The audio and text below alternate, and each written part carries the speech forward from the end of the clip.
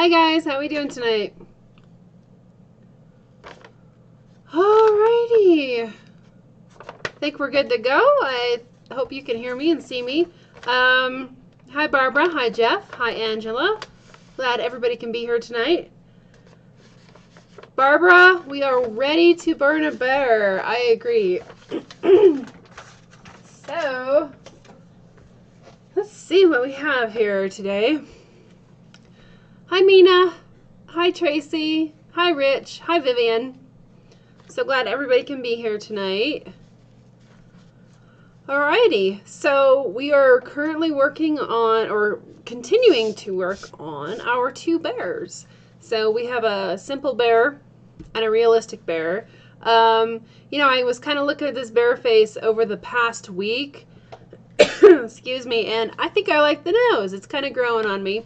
We'll keep kind of working on that and see what we can do to make it better, but I know it was kind of a little bit touch and go the last time we were working on the nose. I'm like, ugh, you know, this would be really embarrassing if it like turns out really bad. But anyway, we're not going to give up. We're not going to quit. We're just going to keep at it and see what we can do. Oh, gotta make sure I have my stuff together here.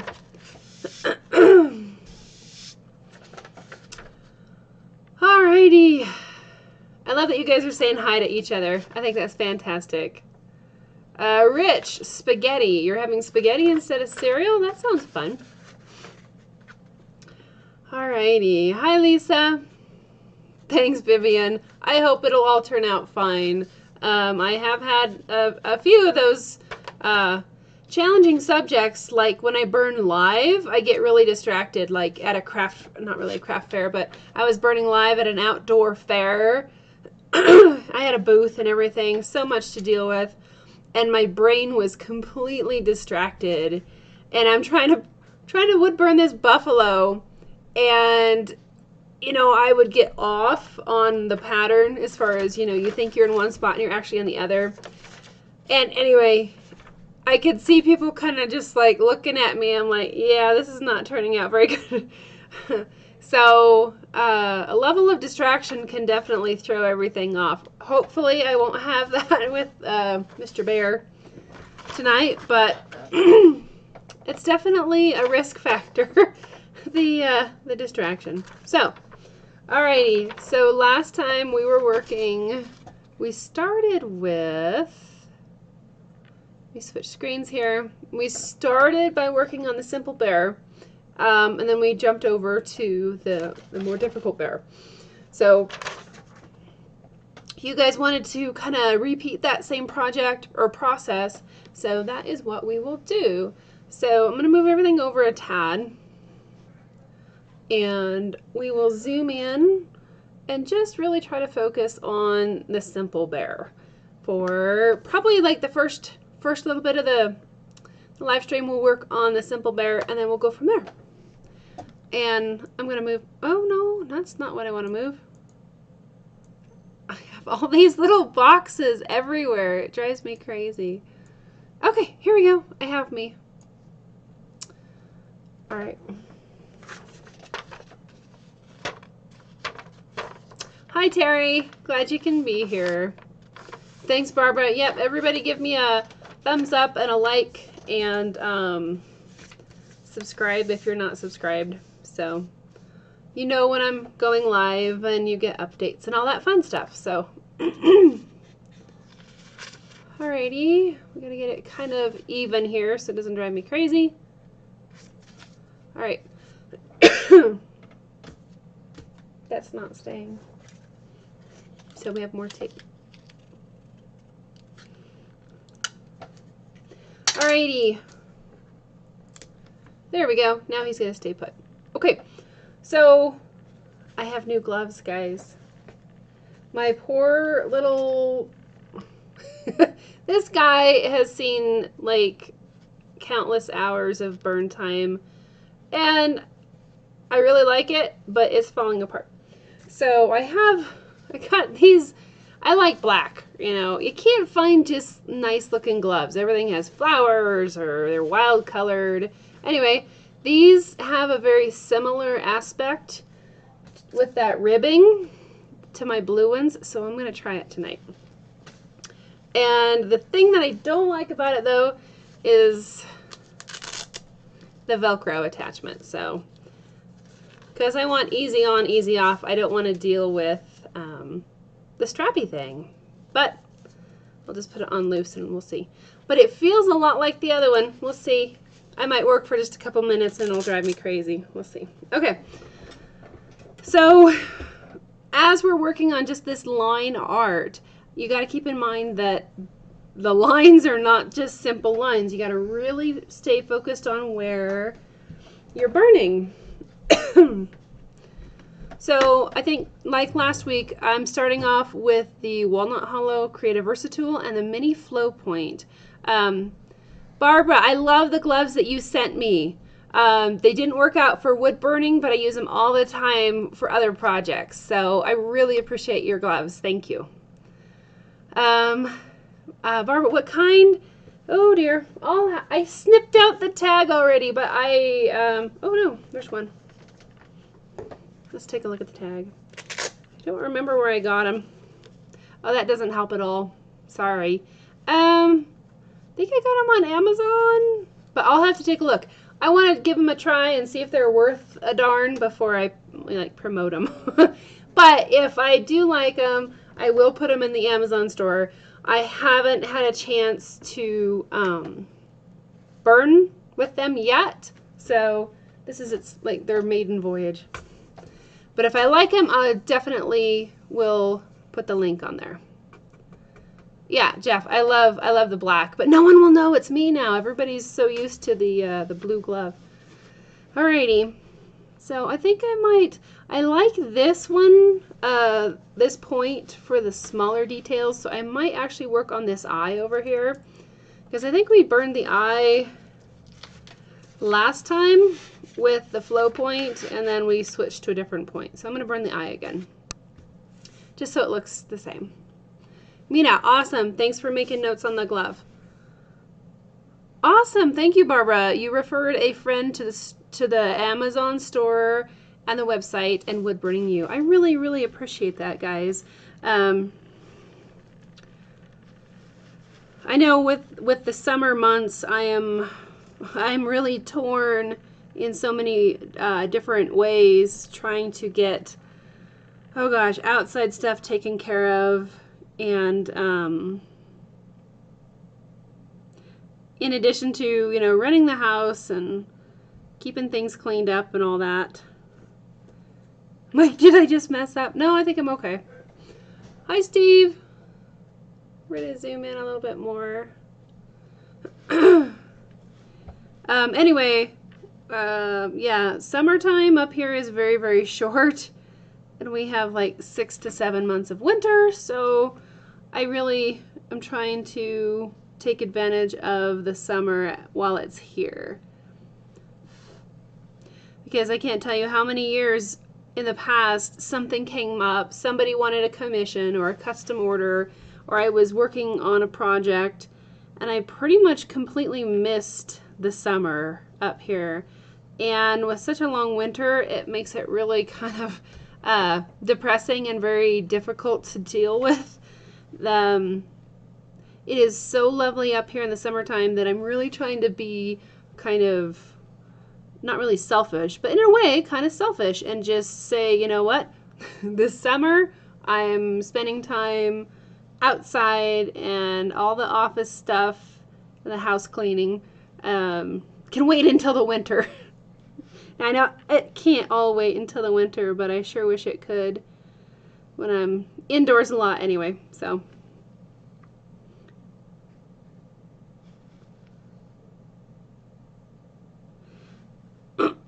So the main thing is just really making sure that we stay in the right zone here, that we burn the areas that are supposed to be black and not the areas that are supposed to be unburned.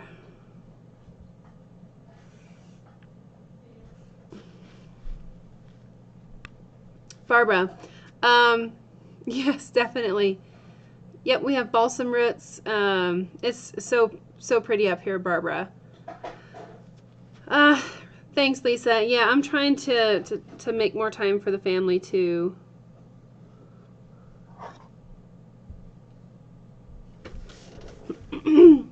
So every year we help my family fix fence, and we have, it's about 5 miles of fence line, but it's all very steep and side hilly. So it's very difficult. Hi, Cheryl. Yes, Mina, I am on the max heat with the Versatool. My cord won't come over here. But yeah, I'm on max heat right now. And the weather has been so bad, you know, just rainy, and the fences have been a nightmare that it's taking us about 4 times longer to make progress than normal. I mean, we usually get all 5 miles walked and fixed on Memorial Day weekend. But I was sick Memorial Day weekend, and now my family is sick, and it's crazy. But anyway, so we're out, and we're on these crazy hillsides trying to fix everything that the snow crushed. I mean, the fences are just flattened and it's crushed, and it's really a lot of work that's taking us a lot of time. So I'm doing that on the weekends, and trying to take care of office stuff and everything for you guys during the week. But that's why I'm a little bit quiet here of late. Not doing a lot on social media or anything else. We had a bear this morning, and I think he was here last night, and he also visited our neighbor's place. So went out this morning and saw fresh bear tracks right in our driveway. So our mountain bear kind of showed up. So, but I think it's a really small bear. The tracks are pretty small, and it looks pretty young, like its mama just kicked him out, and he's trying to fend for himself, and he's, you know, probably smelling food here. We don't put food outside, but, you know, we cook and we have the windows open. So anyway, our first local bear of the year that we've seen. Yep, he wants to be the mascot, Barbara. Cheryl, you had some bear cubs visiting. Check. Oh, it cleaned out your hummingbird feeder. Wow. Yeah, we have 5 feeders up. We haven't had any troubles really with them getting the feeders yet. So hopefully they won't, because we feed a ton of birds. We'll like fill all 5 feeders a day during the busy season. They just go crazy.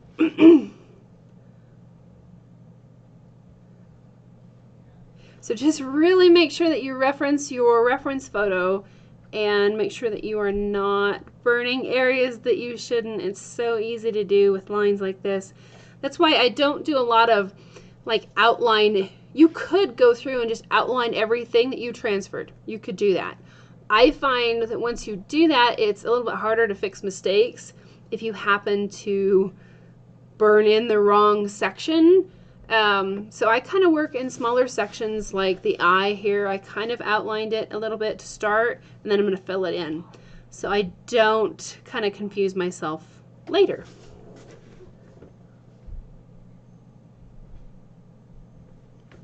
Hi, Chris.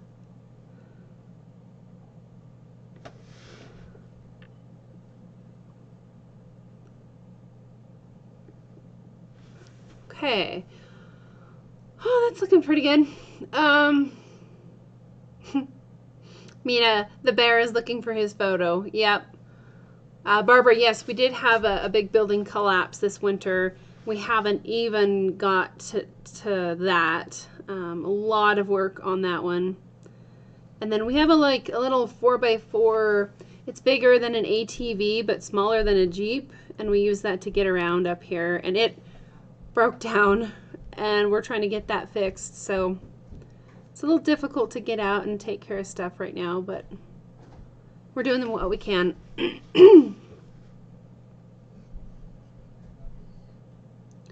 I'm also creating and harvesting wild plants this year and making like medicinal tinctures and stuff, something that I've been fascinated with and love, but never really had the courage to really dive into that. So I'm doing that this year and I'm so excited. It's a lot of fun, and we should have in about 8 weeks some really good medicines. So I love all the plants that are outside. Just fascinated by them. Vivian, you don't have the snow, but you have hurricane season. Oh no. And you had a bear in Panama City. I don't know what's more scary. Hurricanes, bears, or hurricanes with bears. I think that would probably be a bad combination. Maybe a little bit scary. Imagine bears flying through the air. Bears and tornadoes. Again, not a good combination. I don't think that would be good. Okay, so a lot of some of these finer, small details around here, this mini flow point works really great for that. I think I might switch over to, and you can just kind of keep going with that. I'm going to switch over to the, the Pro Point, that baby shader that I made, where I took a normal shader and I ground it down super tiny, and it holds just a lot of heat, and it's able to burn pretty quickly. So we might switch on to this for now. But you can even block in some of these larger areas with like the flow point, and some of the finer areas with the mini flow point. There's ball points with the razor tip that work well also.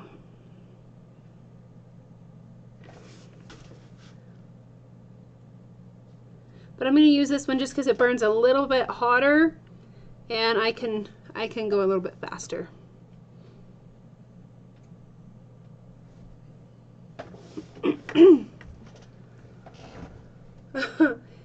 Lisa says the bear was coming back to check his portrait.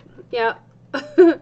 Although this bear looks a lot fluffier and nicer on the project that we're working on. The bear that showed up outside, he's looking pretty scruffy. He had a hard winter too.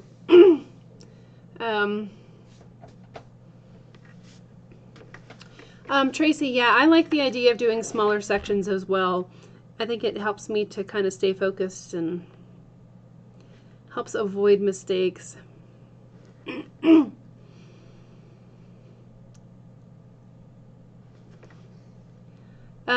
Barbara, yeah, I love the medicinal plants as well. You like the balsam root, very medicinal. And yeah, and I'm just learning more and more. I have this lovely plant app that I can take a picture of a plant, because I've been around them my whole life. I'm like, I know that one, I know that one. But I don't always know the correct names of them, so I'm learning more, and learning more as far as the medicinal qualities and what they're able to do. So in addition to tinctures, I'm also going to be drying a lot of herbs as well.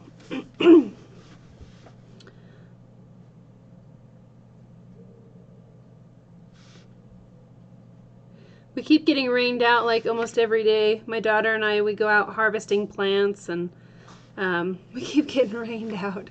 So we're doing what we can though.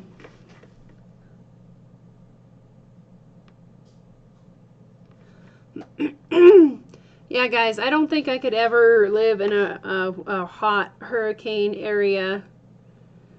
That would be, I think, very difficult for me. Anytime, like, well, the one time I was down at sea level, I couldn't breathe. I thought that with my asthma and all that, I'm like, yay, there's more air down here, but it was so hot and muggy and like heavy. The air was heavy. So I prefer the air at 9,000 feet than sea level. But the hurricane thing is very, very scary.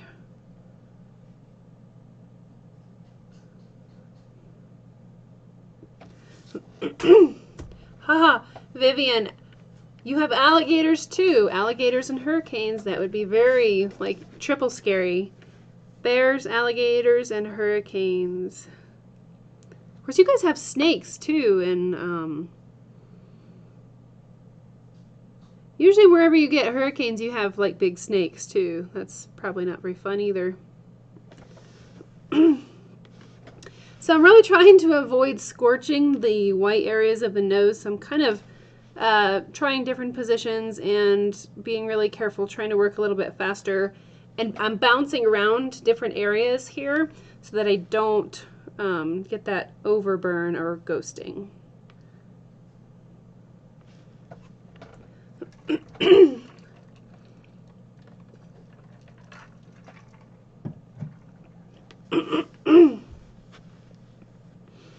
So Chris is saying that nothing is worse than a Chihuahua. I don't think I like little dogs either. So yeah, we're having like a plethora of things that you should never mix with a hurricane. Alligators, bears, snakes, Chihuahuas.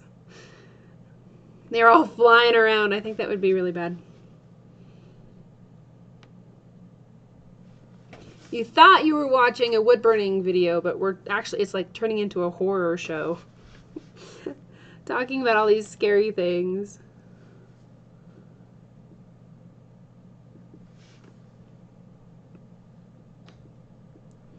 I really need to turn the wood. This is a little bit, not a very good angle for what I'm trying to do here, but we'll just keep going, I guess.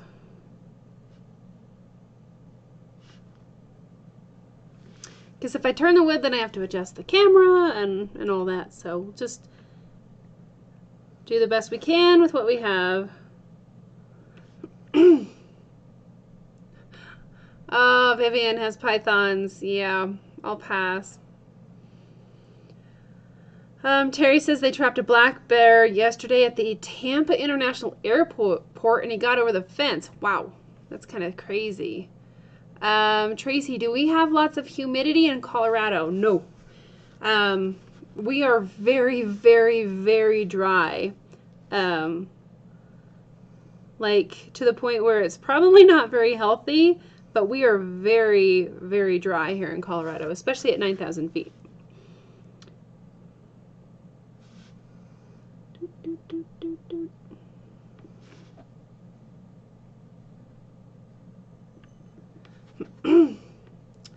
Oh, I'm getting behind.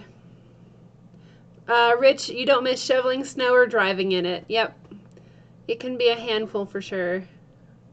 Hi, TH. Barbara, you have bears there too, but you're in the northern mountains.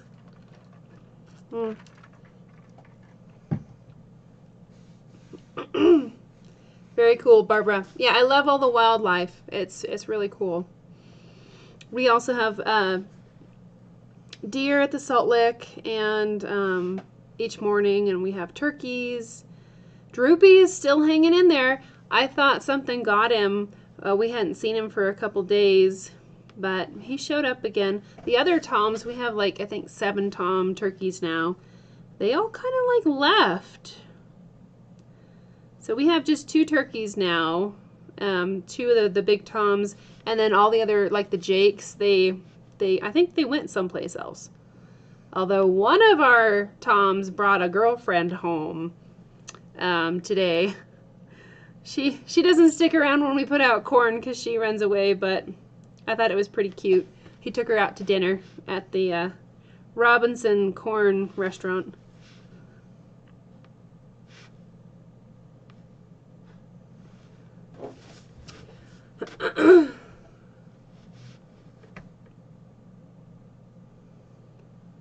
Wow. So Steve is saying Florida has some of the biggest diamondback rattlesnakes in the country. I didn't know that. I thought rattlesnakes preferred drier areas. I had no idea. I mean, we have rattlesnakes here in Colorado, but nowhere where we are. We're just too cold and high elevation for the snakes, which is fine with me. I used to play with like little gardener snakes and all that growing up. Where I live, we had a little ditch in the backyard, and I just come home with a snake. My dad doesn't like snakes, so that didn't go over very well. But not really afraid of snakes, but I just really don't think I like them. I haven't had a lot of contact with them, so that's nice. Um,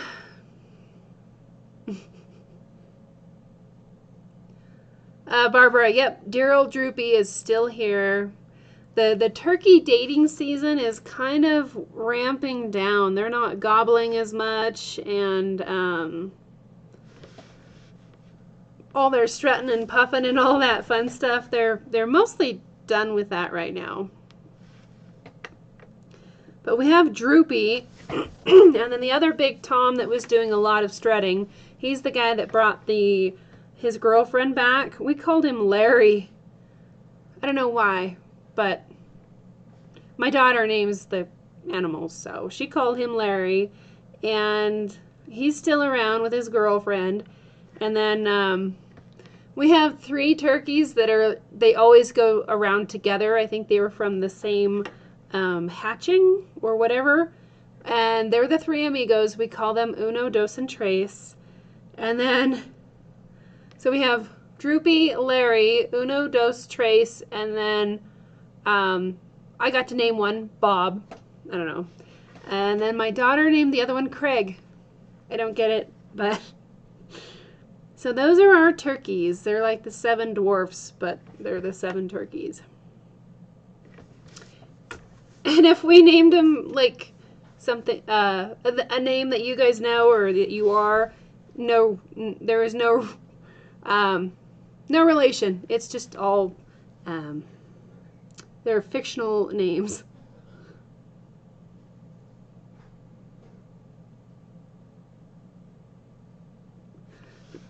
Turkey dates, yep. Taking the lady out to dinner. Oh, that's awesome, Tracy. You get bears and deer and turkeys. Awesome. Very cool. So, Terry, you say that Florida is dry? That's, I didn't know that. That's pretty crazy. I figured Florida would be very humid. Where am I? Trying to make sure I don't mess up here.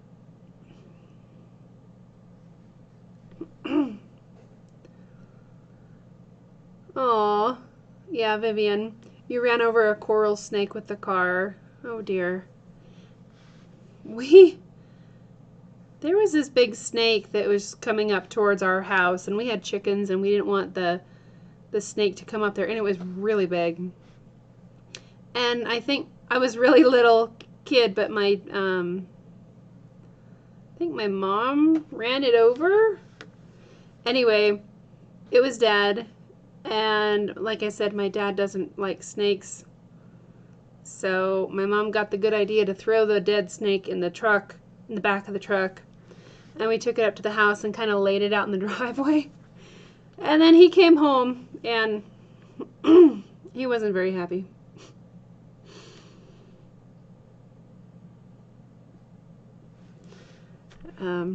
He killed the dead snake. Anyway, so Barbara has poisonous timber pine rattlers and copperheads. Oh dear. Wow.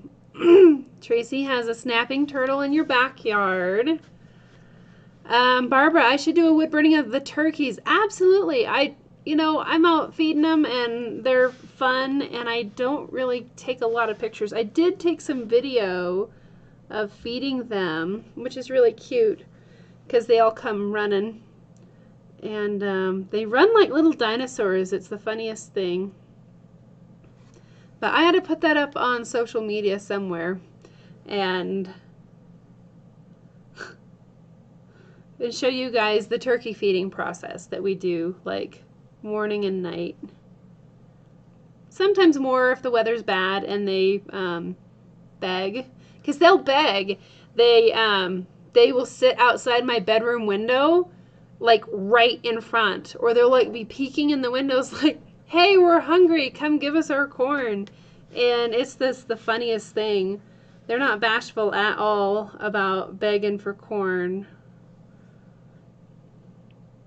Our cat, she's a black cat, and she will, like I said, I think I've told you guys before, she's been adopted by the turkeys, and they tolerate her, and she'll just kind of like lay in the corn pile, and they kind of peck around her. But they were so excited, the turkeys were so excited to get fed. I was kind of late getting them one morning, and they came running, and they completely ignored the cat.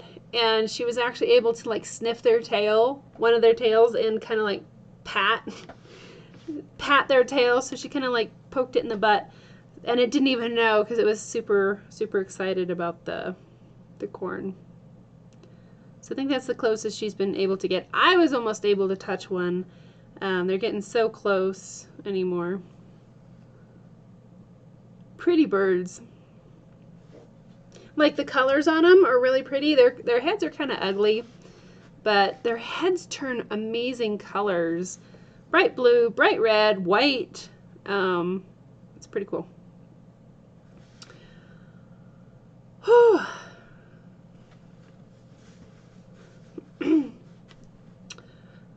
Everybody's talking about snakes and critters. Oh gosh, that's amazing. Yeah, Vivian, my mom does have kind of a funny sense of humor. She's a little bit of a wild thing. Yeah, Terry, my dad killed the dead snake. A lot.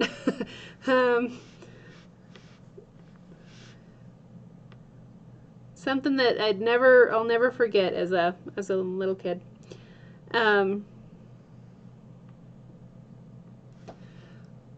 You guys can still see. Just thinking about where we want to go next. I might reposition the camera and we'll kind of look down here. So far this glove is pretty comfortable.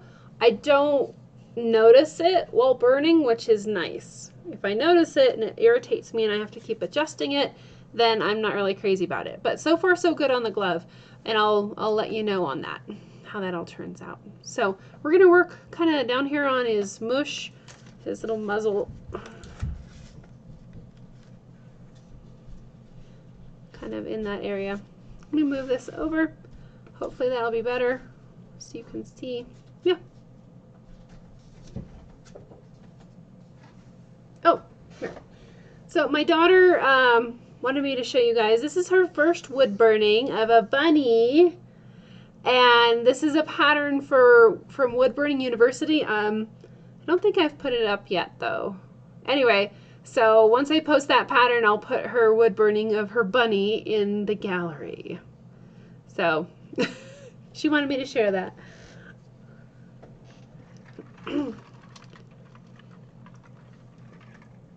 So Jeff is asking, what other animals do I have?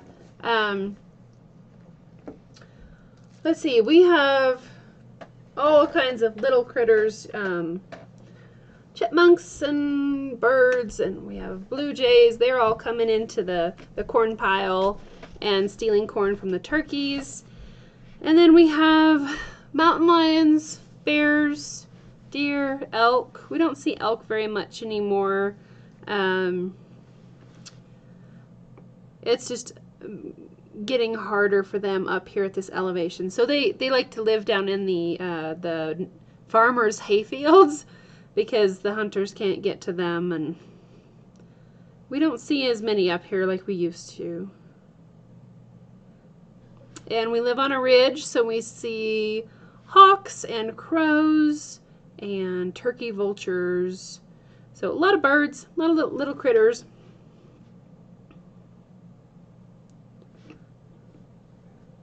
Yeah, you guys can see. Just trying to burn around this little white section there. It's always fun.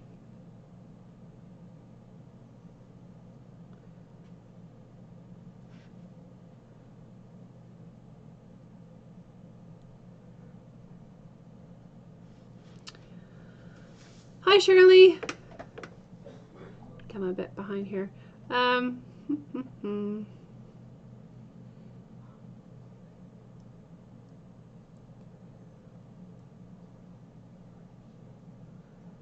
Okay, just checking on the chat real quick, guys.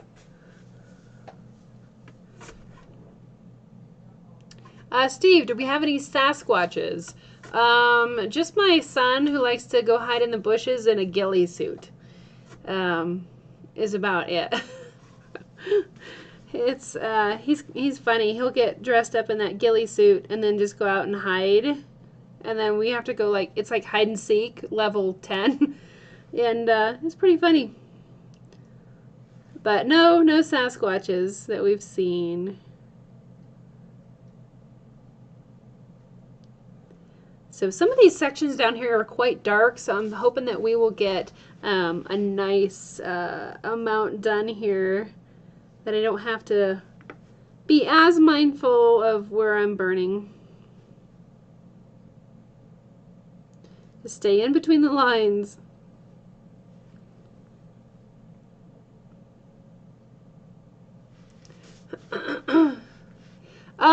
Barbara, any bighorn sheep? Not where we are, no.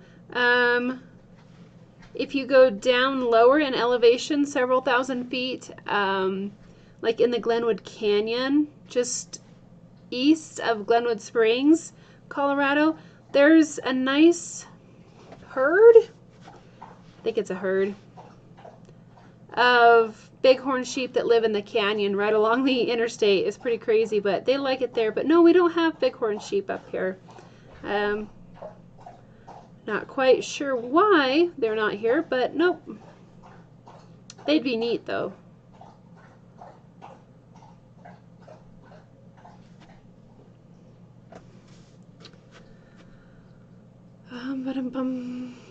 Terry, yeah, the elk are very smart. They just like chill out in the hayfields or at the golf course because nobody can hunt them down there.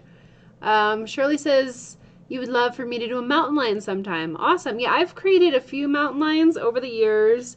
In fact, it was one of the first burnings that I tried, like a big one that my husband just cut a chunk out of a tree, and it was really rough. Like, we didn't sand it. It was rough cut with a chainsaw. So that mountain lion, I think I have it posted somewhere online. But I learned a lot with that one. I think my mom still has it. She has a lot of my original wood burnings. I just kind of like, hey, look at this. Here, you can have it. Kind of a thing. Because mostly the wood burnings that I made when I first started, I just gave them away as gifts and all that.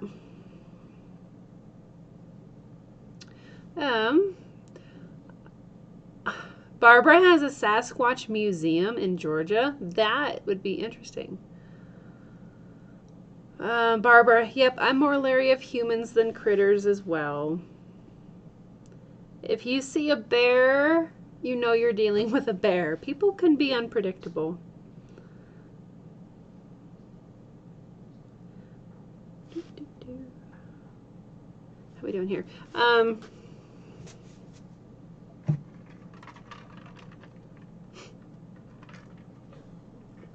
Like you guys are talking about Sasquatches and where they live. That's great. Oh, Tracy, your daughter hit a skunk with the car. Oh dear. I think we've done that one time when I was little. It was not pretty. Very smelly.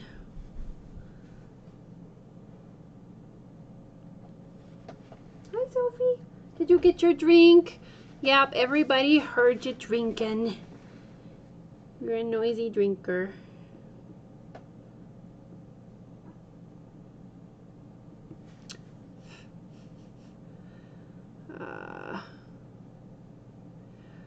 Steve, how's our wolf population?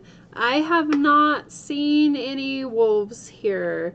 We have coyotes. We used to have more coyotes. We used to hear them all the time up here, but I think the more bears that we got, I think they may have pushed out the coyotes.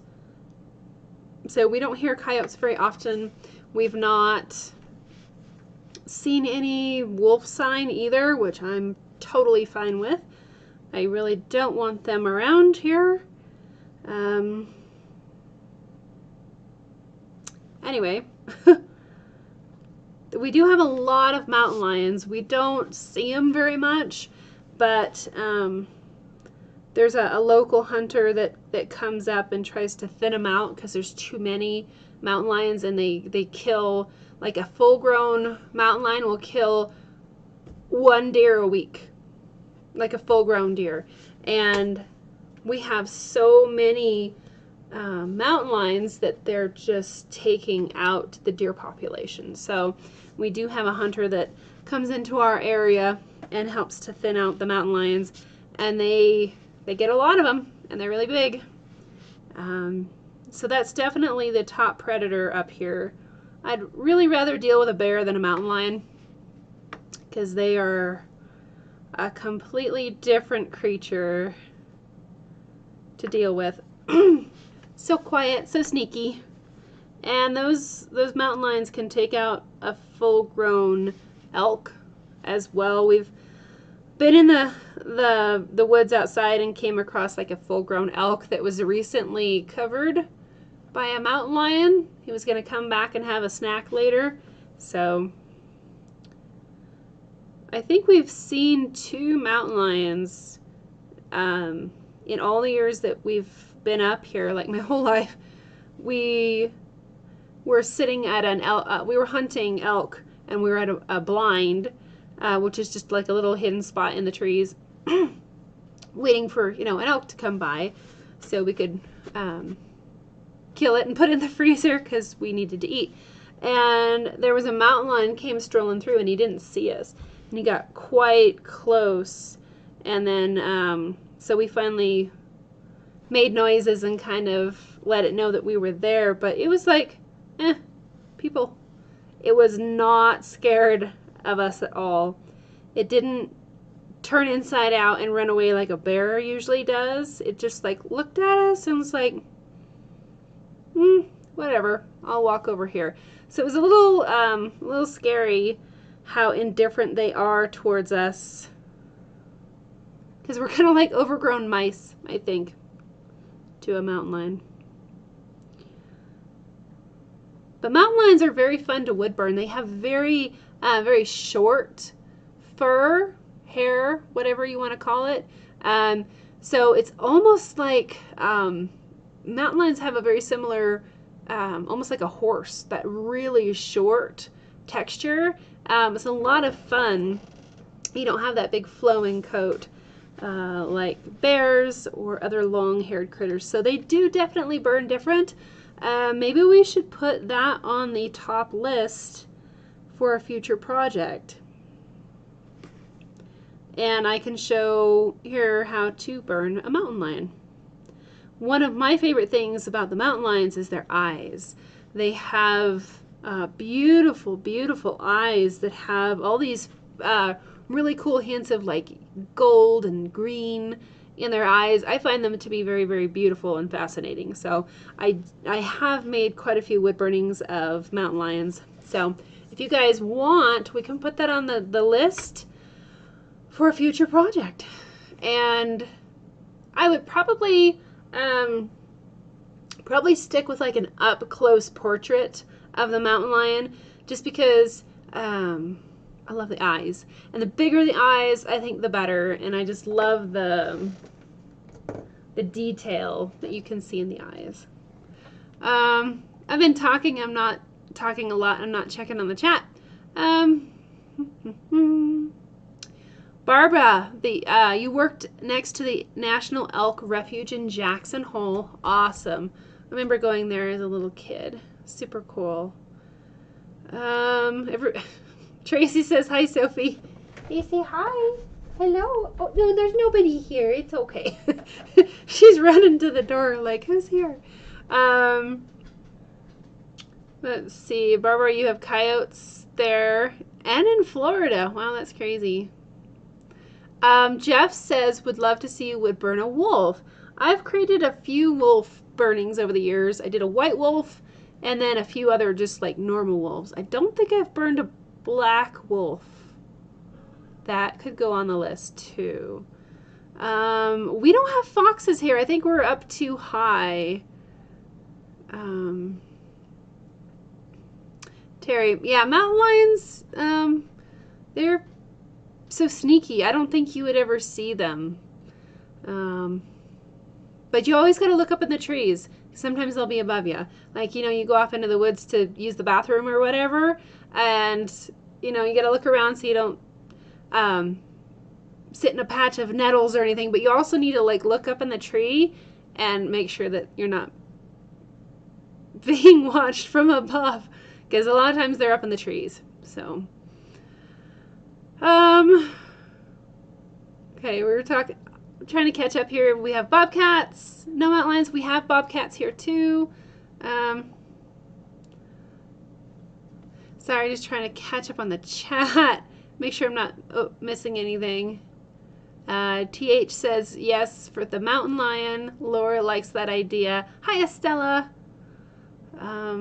Barbara says a mountain lion would be awesome. Vivian says that'd be cool. Okay. Steve, how do you get the mountain lion to sit still long enough so you can burn it? Take a picture. I can't. You could, like, freeze it instantly, like in cold water. I don't know. Not supposed to kill them, so. Shirley says a mountain lion, absolutely. Tracy would like to try a mountain lion burning. Okay, cool. Shirley, yes, a black wolf would be very cool.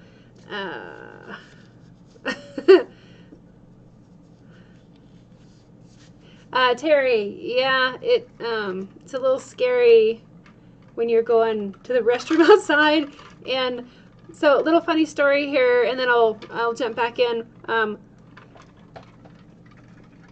My husband was working one day in kind of a remote area, and he had to go to the restroom, and there was no, no bathrooms around. And so he found a nice little tree and finished up, and then he looked at the ground, and there was all these paw marks where a mountain lion had just covered a kill. And yeah, he couldn't get out of there fast enough. They are very sneaky. We have had mountain lion tracks here in the yard, I think one time. I tracked it a little ways, but I'm glad we don't usually see them.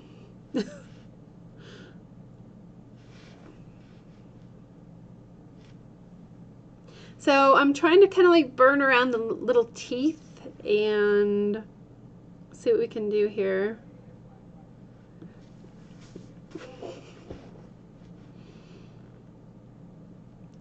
Now our dog Sophie, she's like, I don't know, maybe 6, 7 years old now. She's just learned to bark a couple years ago because she wouldn't bark. And my husband would come home from work, and I'd, go run to the door, and I'd start barking like a crazy person to try to get her to bark when someone would show up. Or if there was a critter outside, like a bear, I'd bark my head off to try and scare the bear. And then also to teach my dog that you gotta let us know that there's something outside. So she's finally starting to get the hint. She's finally starting to bark. And she was woofing last night and very scared because she knows bears, and they've tried to kind of get her before, and she knows their scent, and so she was really upset last night. And so I think that bear was here last night, and then of course I go running outside in my pajamas and looking for a bear. Probably not the best idea, but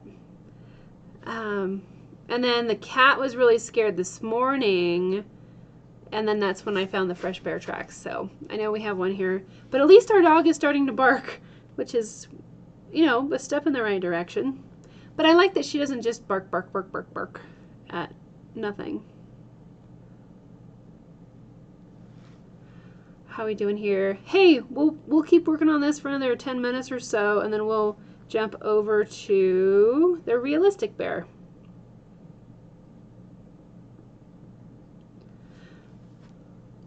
Alrighty, so a lot of negative space here around like the teeth and the lip and all that. Now, anytime you have like line after line after line, that's a really easy place to get kind of confused as far as where you're at. So that's why I don't like to outline a lot of these. I like to fill in one section and make sure that I have everything burned in before I move to the next one. Because if you just have like outlines, it's so easy to get off onto the wrong spot.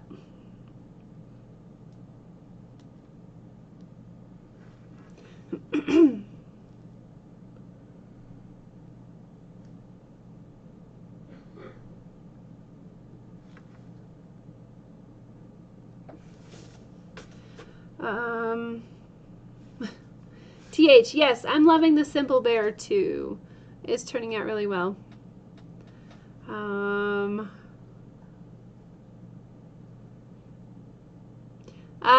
Lisa is asking, do mountain lions scream sound like a woman? Yes. It is a little bit creepy. We have heard it a couple times, once up here and then once when we were living closer to town. But mountain lions do make a screaming sound that sounds like a woman scream. So it's a little bit kind of crazy. And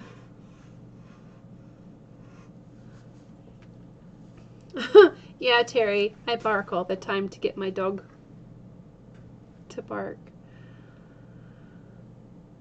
And you bark at your dog to get her to quit barking. How funny is that?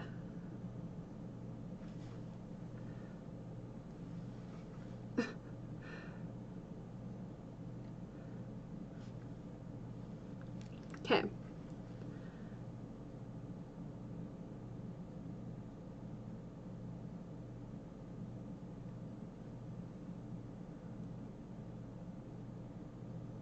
So I'm trying to burn these lines really carefully, so I'm like holding my breath. I think you guys do that too when you have a tricky spot. I hold my breath so I don't mess up.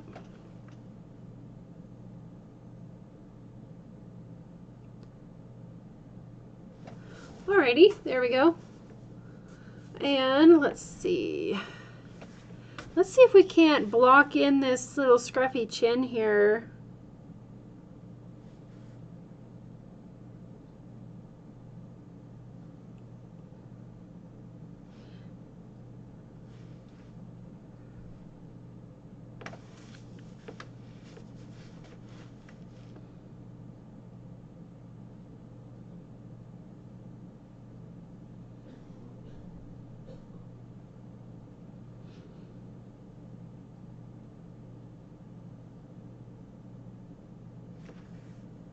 You guys hold your breath too?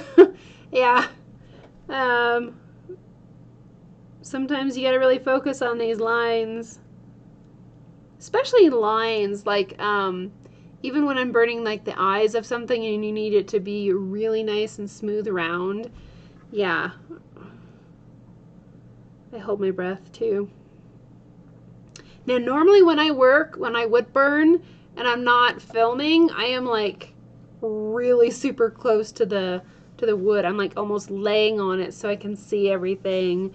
It's weird having to be back this far so I'm not in the camera, but just working on my own stuff, I usually get super close.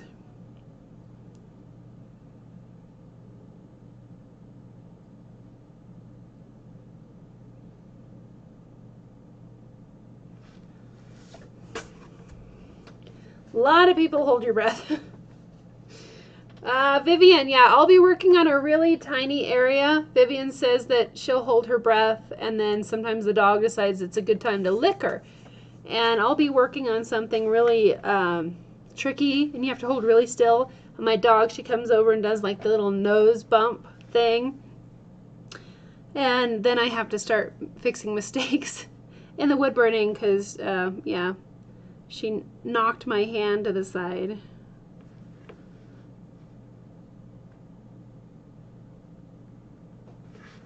Okay, so let's see if we can kind of block this in and make some good progress here.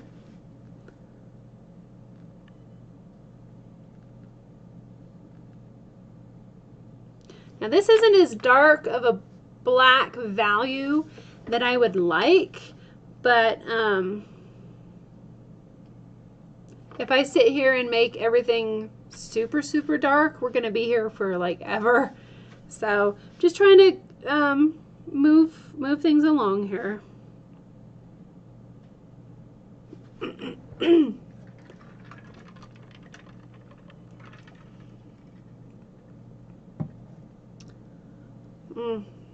Wow, Shirley, that's an amazing story.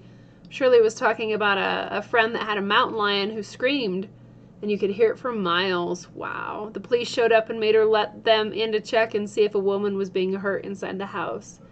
That's crazy. I think I heard a story also of kind of along those lines about this guy who had a parrot, and the parrot would scream like a lady, and, you know, don't put me in the cage, and all this weird stuff, and the cops got called on that too, because the neighbors heard this parrot screaming for its life, and it sounded like a lady. And anyway, kind of crazy story. Terry, does it bother my neck when I'm that close? No, not really. I think it's actually harder on my eyes to be this far away. I like to get super, super close, but that's just kind of like that range where I tend to see best. So, let's see. Yeah. Lisa says, and here I have been training myself to sit back after watching me burn. No, seriously, like, I would be, like, down here super, super close, and then you would see nothing but the back of my head. So the only reason I'm back this far is because there's a camera. Otherwise, I'm, like, right there. So I would say, Lisa, just work in the zone that you're most comfortable with.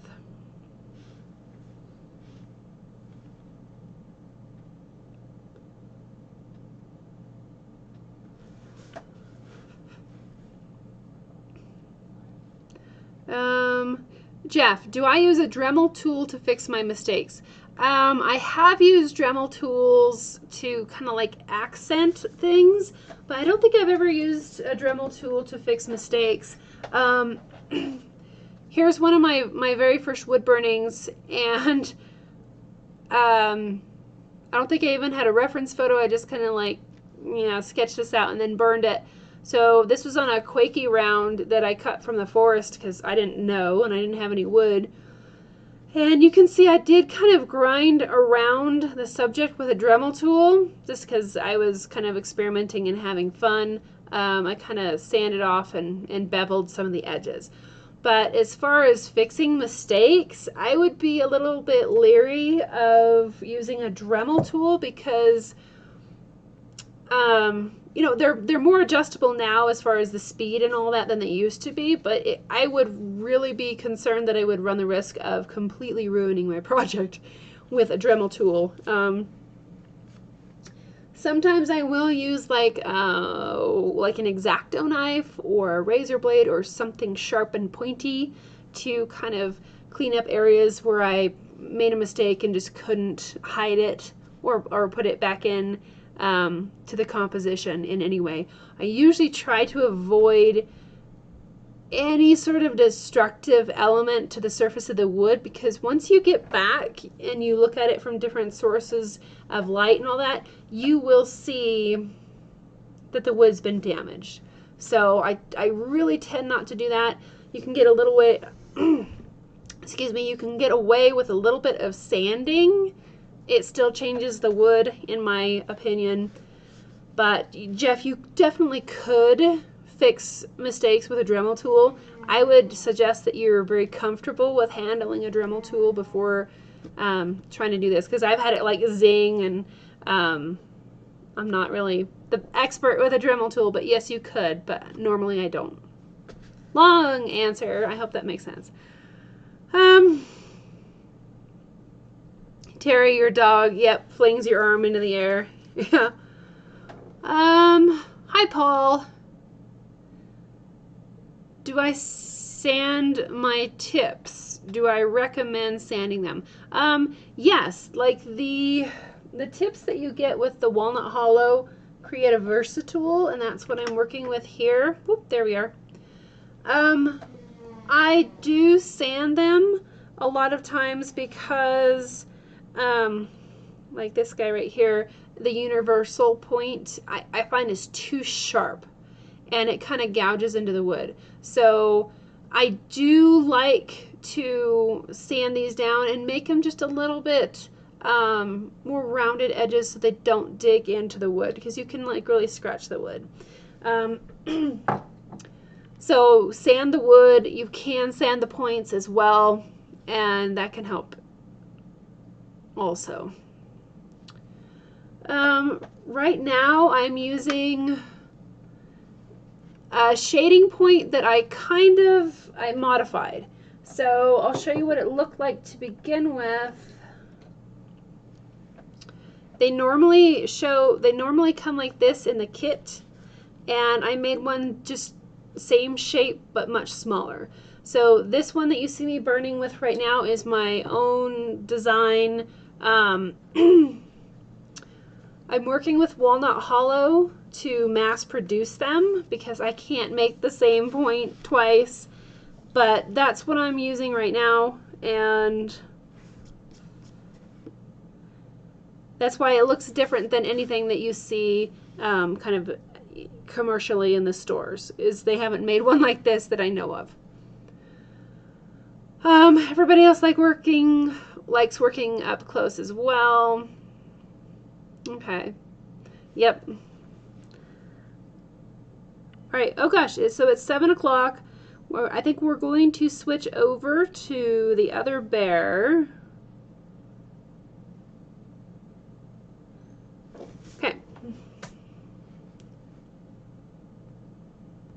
You know, these curves around the nose took me, I think, a little bit more time than the other section here.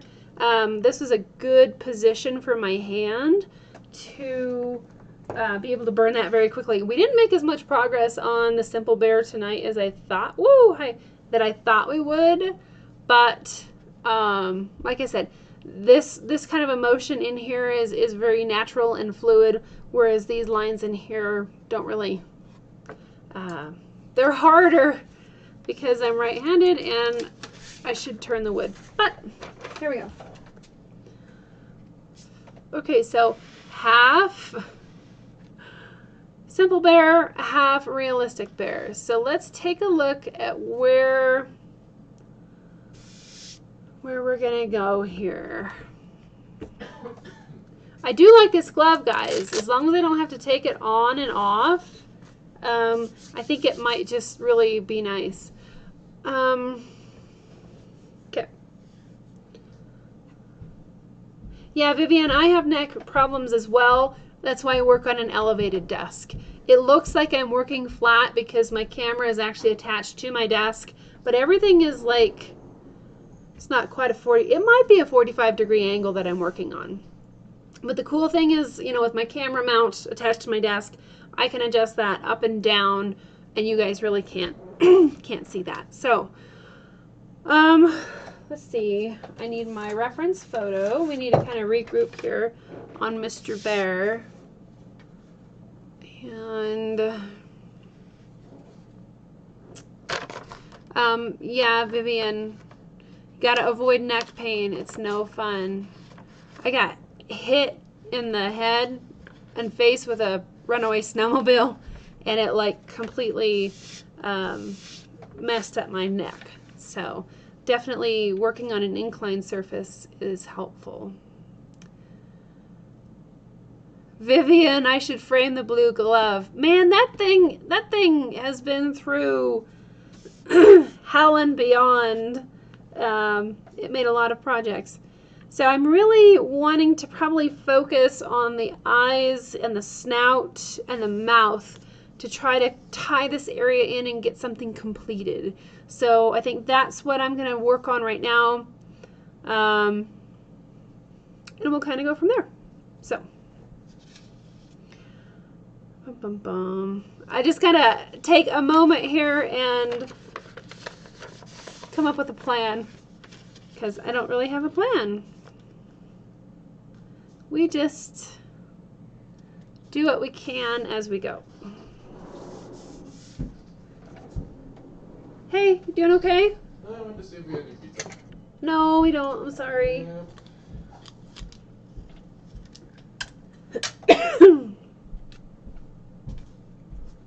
So again, new tape, if I'm going to tape down a reference photo, stick it to your pants or any sort of fabric and kind of take off some of that sticky stuff, because I don't like fresh tape peeling off the wood fibers, because you sand the wood really nice and then you stick a piece of tape on there and then it rips off chunks of wood, which is not very good.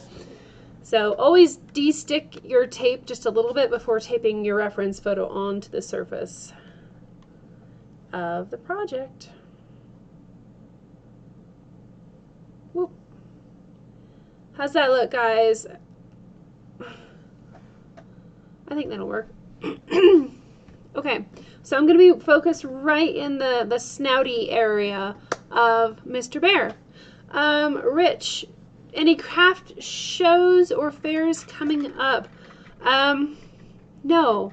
I am kind of trying to step back from that right now, just with everything else that I have going on. So I might do a craft fair in like November, but I haven't decided yet. So just kind of slowing down a little bit.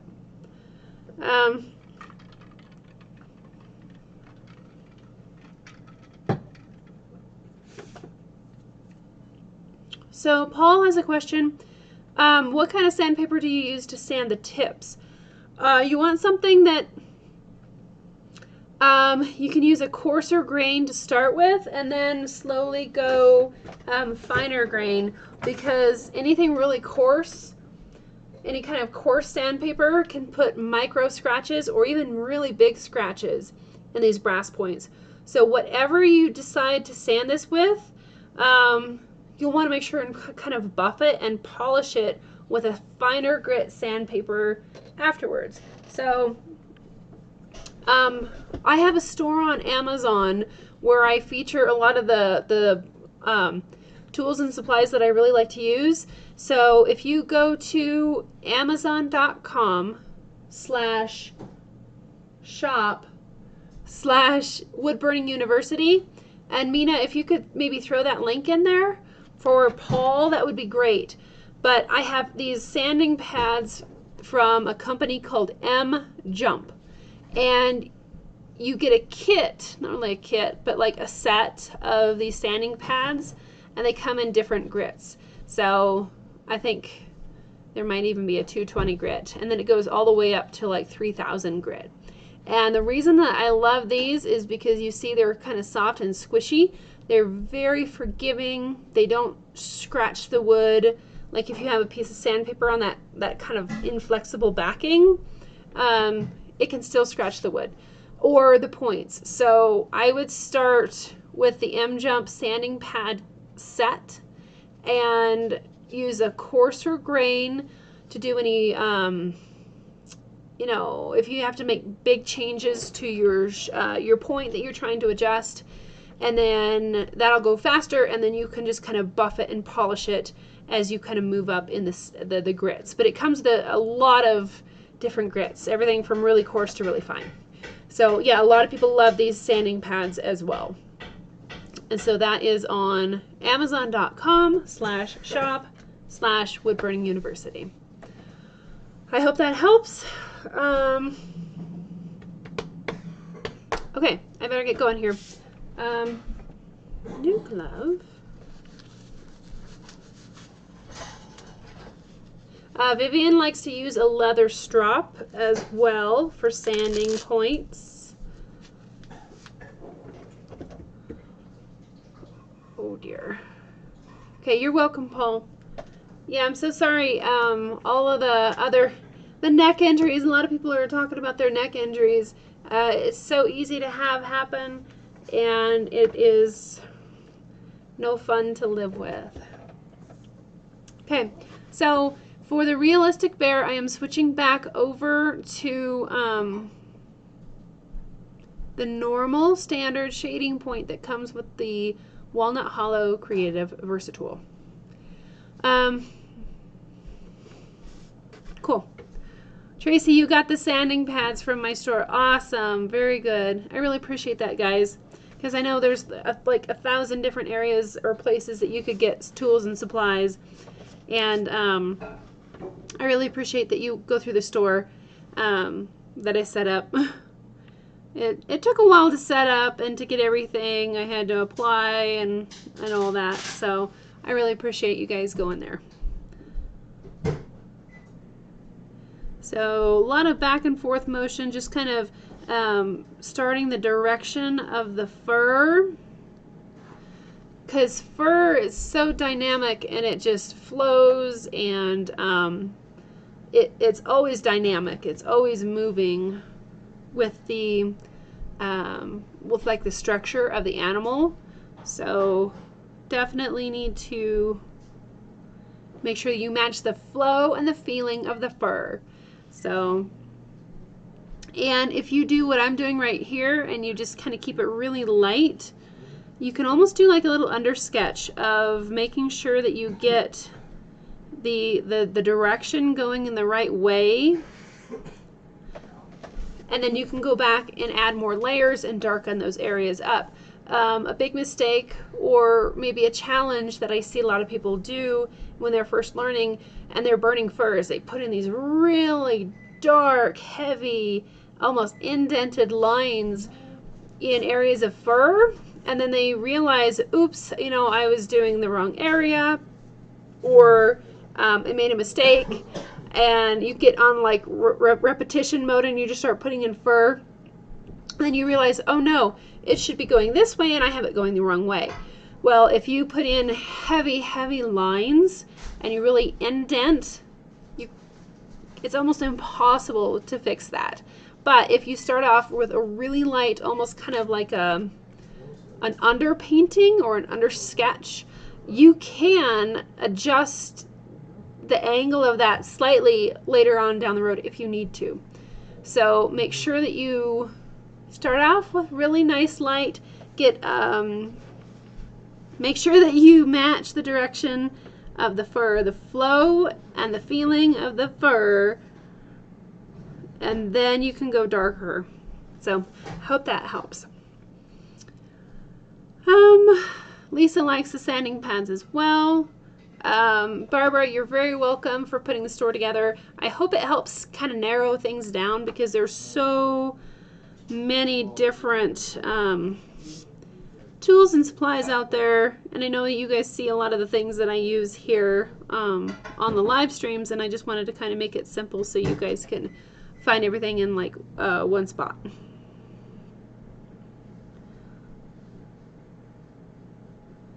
So even though these areas are quite dark on the reference photo, I am just taking my time to make sure I have everything going the right way.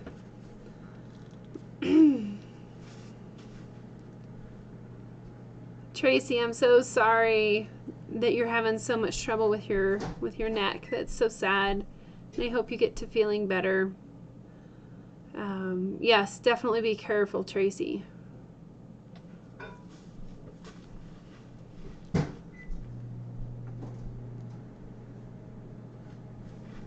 And on this kind of like under sketch burning, you also want to match like the length of the fur. I'm going to move my noggin. Nope, that's the bear. Give me. All right, I'm going to put me over there just because we're like focusing on the bear eye. And so you want to match the direction of the fur, and then like how long is it, how short is it. This is another great time to kind of put that in as well. And if you make a mistake, you can adjust it at this stage. So light sketch, make sure everything looks okay, and then you can move on from there. Whenever you want to create the snout and the muzzle of any critter, anything that really kind of protrudes forward, in order to get that sense of depth where the nose is coming forward, you have to have something around it to push back. Like if all I did was just burn the top of this nose, it would still look really, really flat.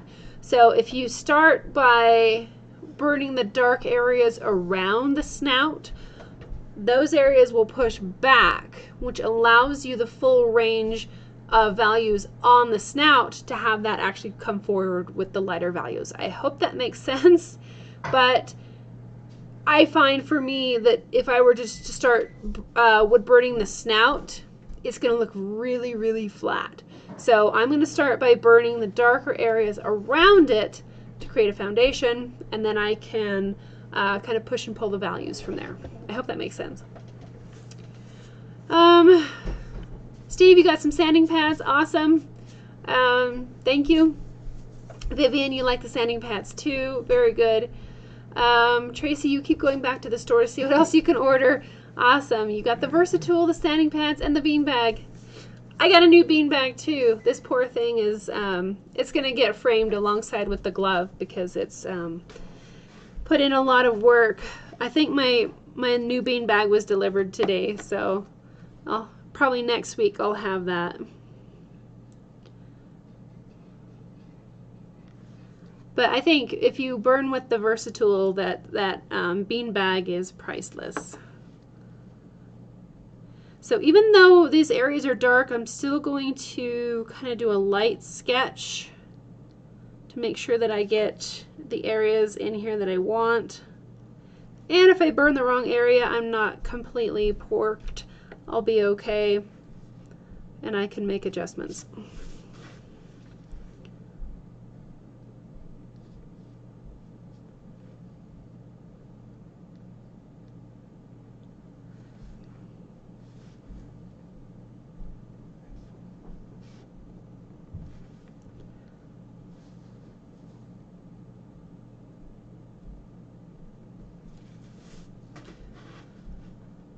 Oh, Tracy, you've got the clear gesso. Awesome. I love that clear gesso.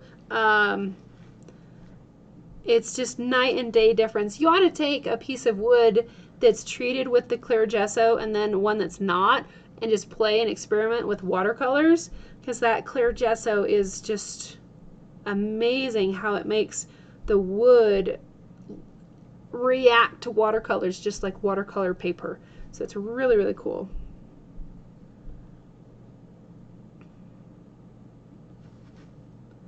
So I'm just kind of putting in a nice little outline here. You can see that I am following the contours by putting in the first strokes. Don't, let me take something that's not hot. Don't take your wood burning point and just come down and put a hard line right there. I see that happen a lot, especially with beginners. These hard edges you got to be so careful with, and pick and choose where you put in the hard edges. Even in some of these darker areas, I'm still going to use a back and forth for motion to create that illusion, because if you put just a hard line in there and then you go back and try to put texture in later, you've already indented the wood, and it can be really difficult to get that feathered, furry illusion. And that's what we as artists do, is we just create the illusion of fur or feathers or scales. It's all just a trick. It's just a optical illusion. So make sure that you outline, and that's what I'm doing right now, is I'm outlining the lower jaw and the snout, but I'm outlining with the appropriate texture. I'm not putting in that hard line. And I could sand these guidelines down a little bit here too, you guys. They're a little bit noticeable, but I'm just going to keep on moving here.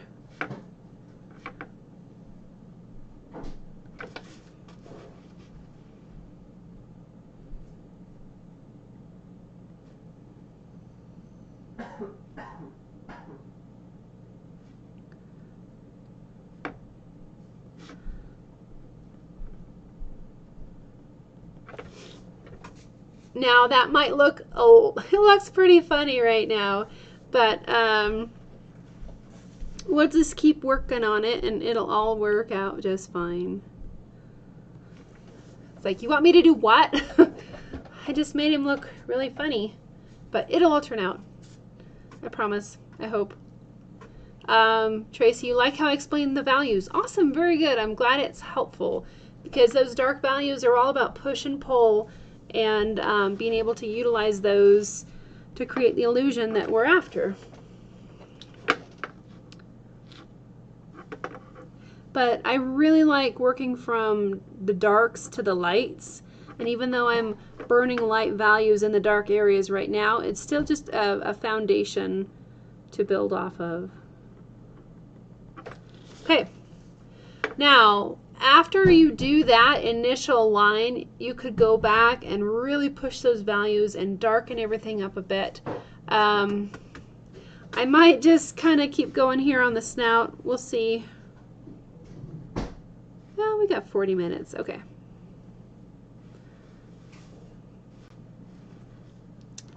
Thinking I might actually work on the eyes a bit more. So I'm going to go back in and add another layer of fur now that I have the feel and the flow of the fur. So the feel is like, is it long? Is it short? Is it fine? Is it coarse? That's the feel of the fur, if you could actually touch it. And then the flow of the fur is the direction of how it grows. And you need both of those for realistic animals.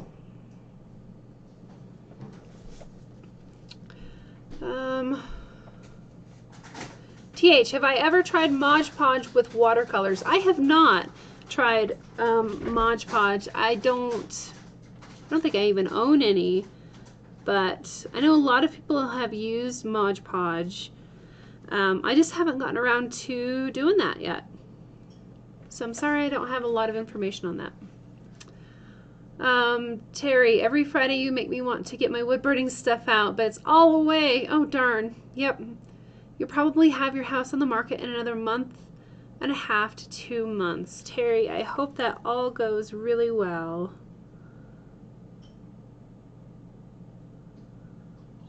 So just coming back over with another layer. And I think fur is something that you really need to kind of sneak up on. The more layers that you get, or it's good to have multiple layers.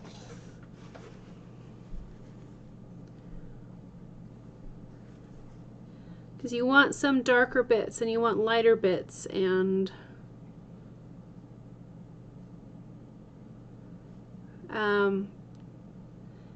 if you burned all the fur really dark and consistent and you don't have those light pieces kind of peeking through, it makes your fur look kind of dull and flat. So you definitely want to keep some of that unburned wood visible in certain areas just to give some light into it. So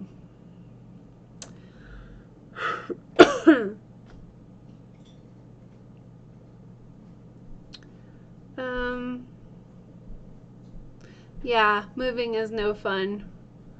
We moved like every 2.5 years for a long time, and it's nice to finally get settled. Tracy says, when you do the fur, are you still doing your airplane motion or a zigzag? I'm absolutely doing the airplane motion. Every fur stroke back and forth, and that's why if you notice, I don't make fur like this. Down, down, down. I don't do that. A lot of times I just do a back and forth motion like this, but every single stroke is lifted and set back down. It may seem a little bit tedious, but if you don't do that, you're gonna get the stop spots, and they show up in fur just like anywhere else. So yes, every single stroke is done with an airplane motion. And if you're new here and you don't know the airplane motion, it's where you set the point onto the wood gradually and you lift off gradually. Because if you just set the point on the wood, move and lift, you'll get a brown spot on either end. And I do have a YouTube video talking about how to avoid that stop spot. So feel free to take a look at that as well.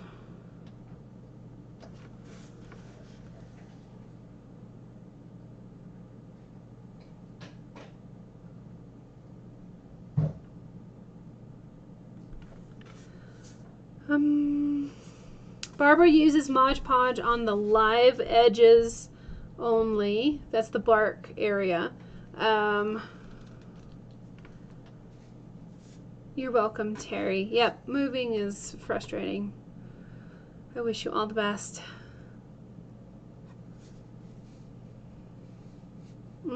Terry, you know the stop spots. Yep. The stop spots are not friendly.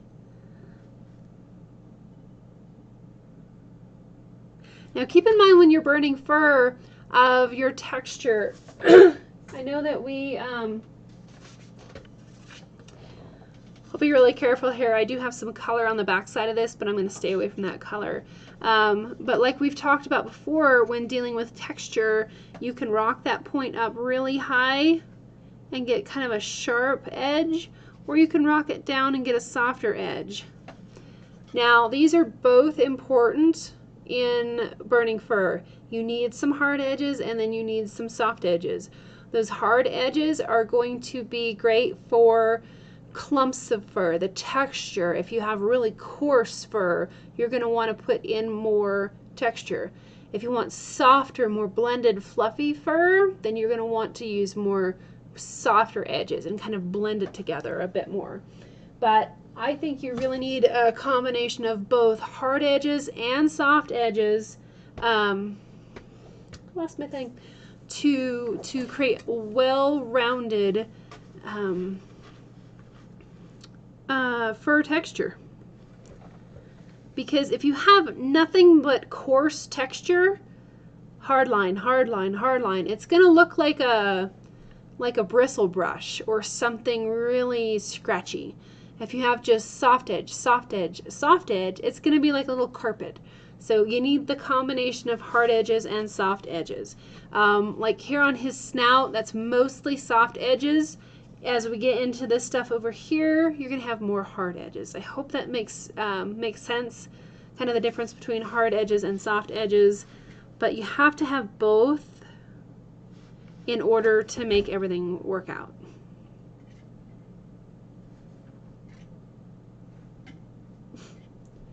What's the matter? Your nose okay? You're a good girl.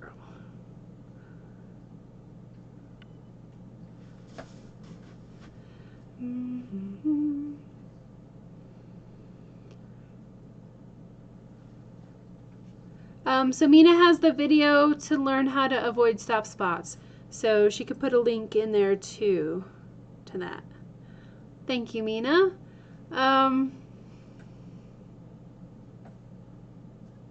Okay.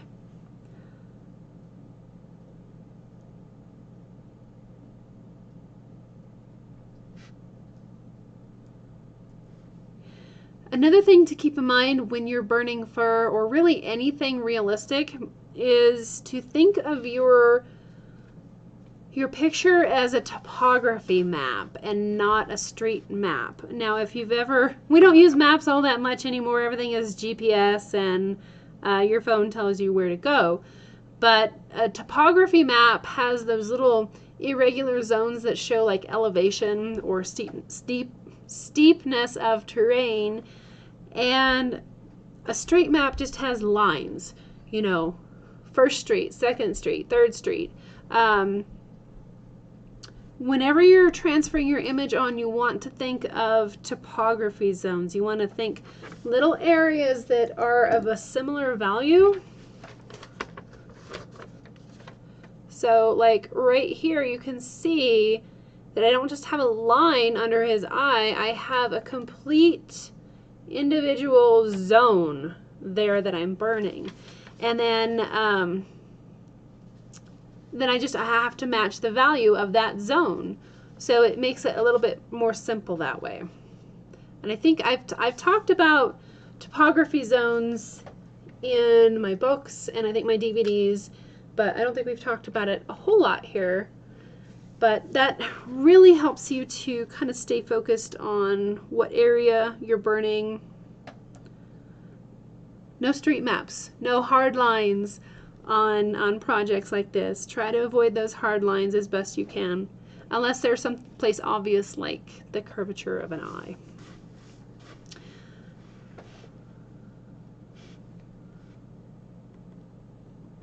So I'm just kind of adding in a little bit more of the under sketch of the fur under the eye here. Now I'm still operating on max heat just because I'm using the very upper tip of the shading point, and I'm moving the point very quickly for the lighter zones and the lighter values. But if you have a hard time controlling the Versatool on max heat, go ahead and turn that down into to a temperature level where you're more comfortable with working. So, and then you can always go back in and add in more layers and kind of darken up areas as you go, because you can always burn darker, but you can't burn lighter. There's no erasing. You can sand areas a little bit, but it always tends to, I think, look like it's been altered, and it's like, oh look, I made a mistake right here and I sanded it, is kind of what it seems like to me. So again, I'm working on a new section of fur, doing that that light under sketch, making sure that I have the direction of the fur proper.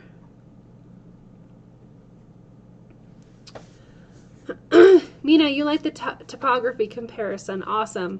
Yeah, that was, I think, the best way that I could explain the difference. Like when you're transferring an image on, don't draw simple hard edges. You want to create like a bubble of one value.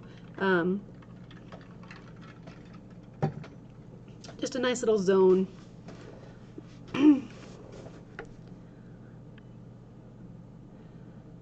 And instead of playing wood burning twister, go ahead and turn the wood.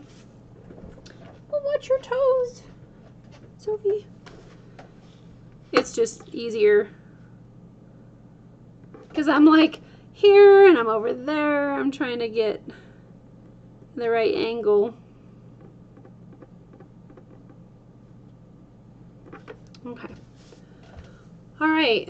His eyes are coming along pretty well. So for this, the area on top of the snout, I'm going to be using softer edges. So I'm going to rock this point down a little bit more,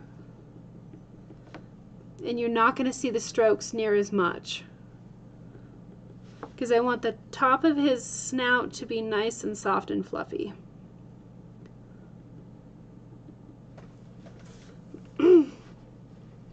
Vivian, I have seen those fiberglass erasers. I've seen those online and I haven't tried them yet. I did get this little sandpaper on a wedgie stick. Probably not the best thing to say, but you take this little plastic stick and you have a fine grit sandpaper and you put it on this thing, and I thought that I could sand nicely with just like the tip of this, and it didn't work. So these are not on my Amazon store because it really didn't work. But I was looking for something that would sand in a smaller area, and I thought this would work, but it didn't. So I will have to look at the fiberglass eraser, because I know that we talked about that with Woodburn Corner at their masterclass thing that they put on this winter. So Vivian, have you tried that fiberglass eraser yet? Or has anybody tried the fiberglass eraser?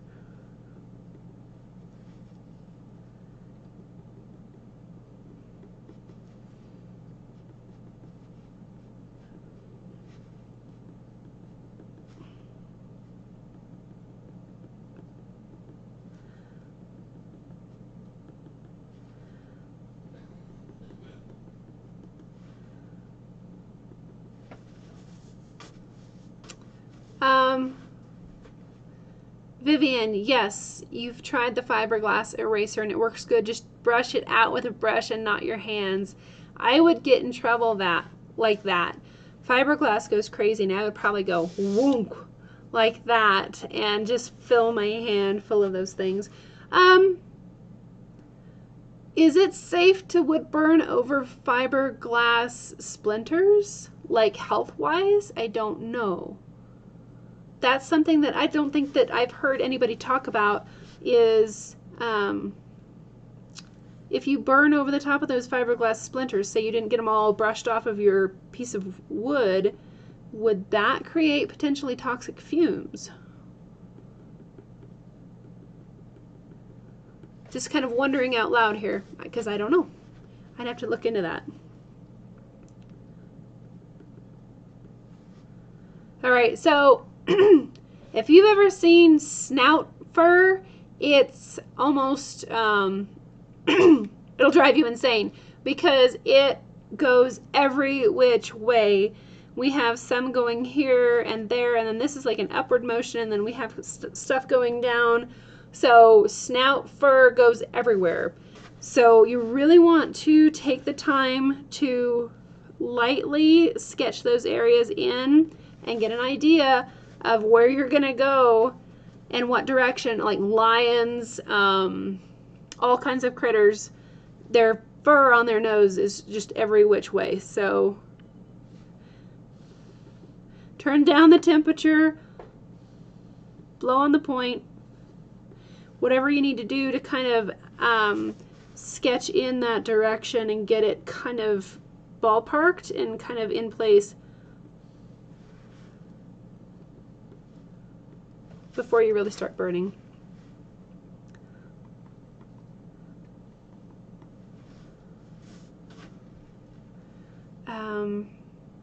Yeah, Vivian and Lisa, I don't know what health effects are from fiberglass heating up. Lisa says you used to do nails and did fiberglass nails, and when filing you would wear a mask. So yeah, that's an interesting thought because I don't know. So you might want to do some research on the fiberglass sandy stick and see if that's safe. Because I know like the magic eraser, you should not burn over after. If you use a magic eraser on your project to get rid of the graphite lines, don't burn over the top of that because there's, I think, formaldehyde in there. Don't quote me on that one, but yeah, you got to be so careful as far as what you burn over or what residue might be left behind when you burn.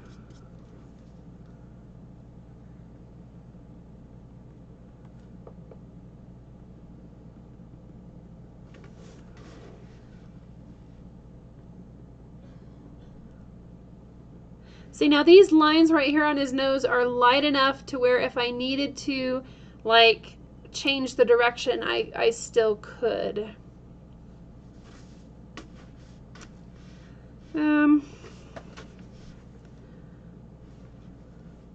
So his whole face is still really quite light, but that's okay.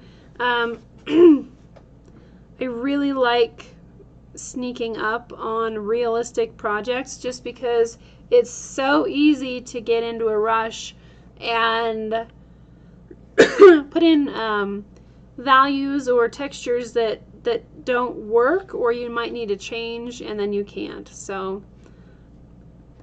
with something simple like the Simple Bear, we can kind of just go with the flow, and it's not that big of a deal, I think, if you make a couple mistakes. But whenever you're doing realism, I would err on the side of caution. I would really take your time, build everything up in layers, and just understand that it's going to take a while. It's going to take a lot of layers, a lot of textures, and a lot of time to create, I think, a realistic project that you'll be happy with the outcome.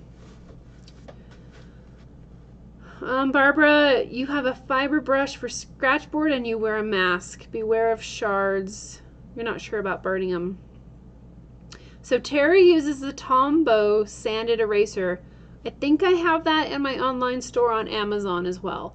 And you're able to, it's like a normal eraser, but it's sandpaper and squishy. So that is good too. I don't think I've seen or heard any health issues with the Tombow sanding eraser. So if you're interested in that, you can take a look at the store, Amazon.com/shop/woodburning-university, and I'm pretty sure that Tombow sanded eraser is there, so that's pretty cool too. What are we doing here? My tape is being bad. So I haven't really, since we didn't do a live stream this last Wednesday, it's been a week. I think I'm starting to like lose my voice from talking. But we'll just keep powering through here. Okay, so the eyes are starting to look pretty good. He looks almost like a sad bear right now because we don't have the full darkness around the eyes. He's going to be more of a grumpy bear when we're done. But just keep in mind that those layers will come eventually. Okay, so I'm going to, I think I really want to burn around. Do I? Let's burn his mouth. I was going to burn around. Hi, Mina. I'm sorry you lost your internet. I was thinking, you're pretty quiet right now. So I'm glad you're back. I'm going to burn the teeth and the mouth because I think that's what I'd like to do. Where are we?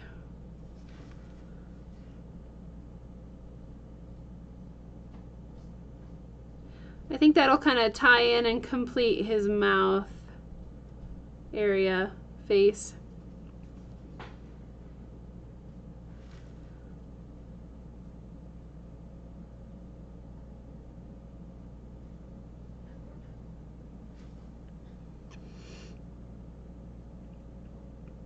So Vivian, you say that you're finding information saying that it's very toxic. Is that the fiberglass eraser? Are we still talking about the fiberglass eraser? I think the Tombow sanded eraser is okay, but yeah, I was a little concerned about burning over fiberglass. Hopefully you can get it all off the wood, but yeah, I suppose if there's anything left in there, that could be a potential problem. So you got to burn around all these little pesky whiskers down here or scratch them in. Hey, kiddo. Thanks, hun. So I hope you guys can see I am burning itty bitty teeny tiny little zigzag lines right there. Up, down, up, down, up, down. And then we'll kind of darken everything around that.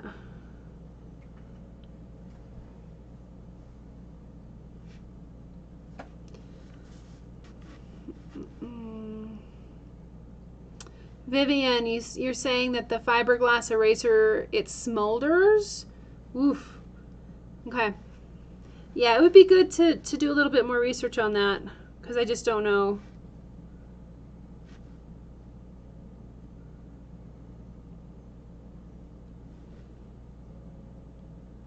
So remember, darks push back, lights pull forward. So I'm burning kind of in layers here in his mouth, but the finished value is going to be quite dark right here in the mouth, and that'll push back, and then the teeth will pull forward. I know a lot of times people really struggle with getting the depth of snouts and noses appropriately, and I think that's a couple reasons. They either don't make the nose light enough or they don't burn dark enough around it. So we'll really try to make sure that we get those taken care of, and hopefully it'll all work out. Teeth are weird too. They're a bit frustrating.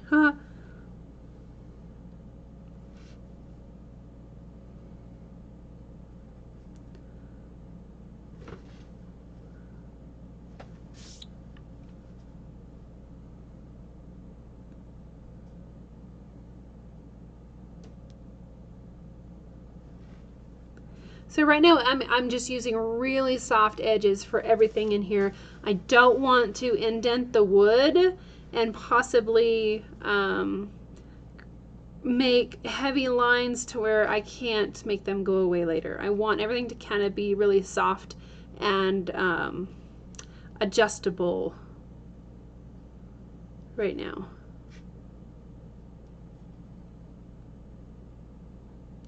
But just multiple layers to get that value dark enough. Here in the mouth, it might take a couple layers.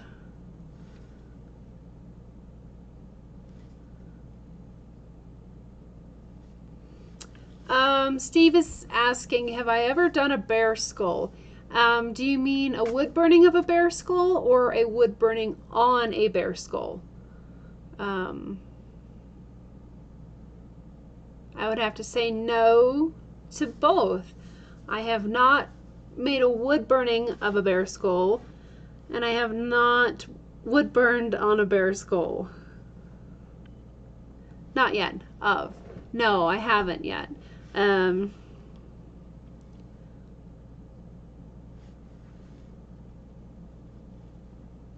We have a bear skull. My mom does. We were hunting and this bear, we had killed an elk and we hung it where we always did for decades to let the meat kind of cure and age, and the bears never bothered it, but this one year we had a bear get up there and eat a lot of our elk, and so we got a special permit from the wildlife service to kill this bear because he was a very, very bad bear. And we did. He was like tracking my father, and it was kind of scary, but anyway, we wound up killing him, and we gave a lot of his meat away. We did eat some of it. It really wasn't bad because he was eating fresh elk meat. So anyway, we have that skull, so we still have the skull, so I could use that as a reference. Sorry, that was kind of a long story for a simple answer, but I do have a black bear skull that I could use as a reference. That'd be pretty fascinating. It'd be neat to like put the black bear skull in like a still life. I think that's the only time I've created images or drawings of skulls is back in high school when we had to do a still life. And there was like always a skull in the still life. I don't know why, but that'd be pretty cool, Steve.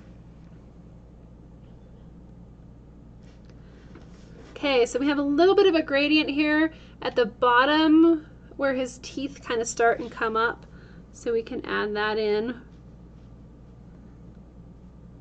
Now keep in mind that right now everything that we're doing is really light in value. Everything needs to be adjusted and darkened, so keep that in mind, especially if you're burning along and you're like, these values are not right, we should burn it much darker, and I will.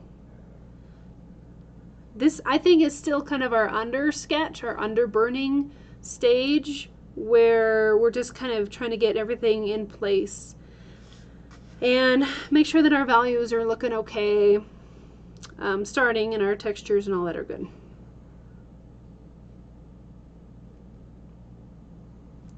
So the little lip of the bear, let me move this down a tad.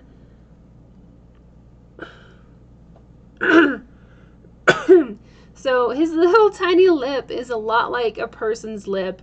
You're going to have a darker value underneath. Try not to put in a hard line underneath. It still needs to be kind of softer. And then you'll see that we have some vertical, like, little lip marks in there as well. So we'll try to capture all of that.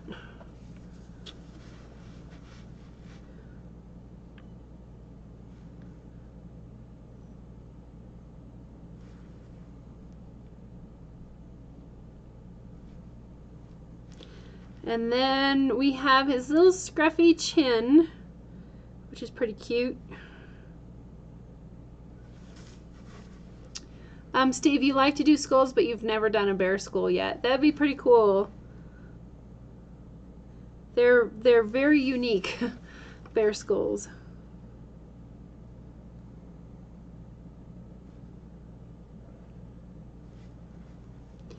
Okay, so we have I'm just kind of putting in that dark little tuft right there, and then we can go back and darken it up a little bit.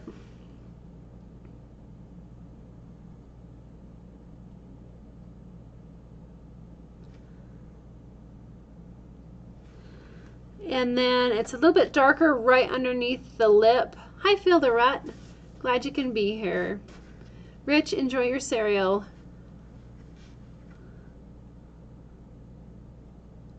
It's like the 10-minute warning the live stream is when Rich is going to get his cereal.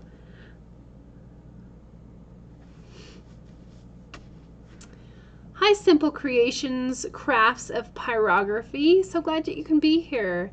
You're saying, hi, I have a fiberglass eraser. When I used it, I felt like I had to push too hard. That's when I went to clear the shards. Got fiberglass in my hand. Eek. So you use a brush or a rag to clean the wood with. Yeah.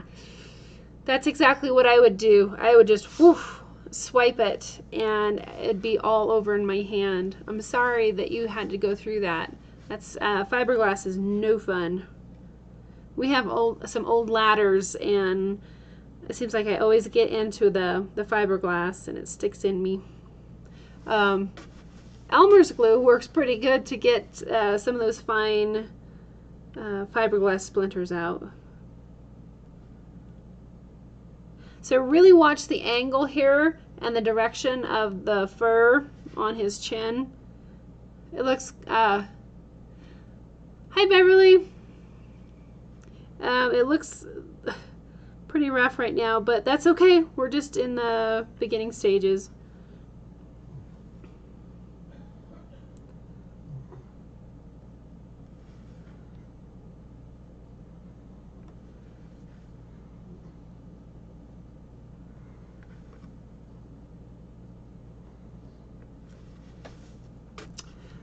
Barbara says you use a Swiffer dry cloth to wipe fiberglass shards off of scratch boards, but that would not work on wood.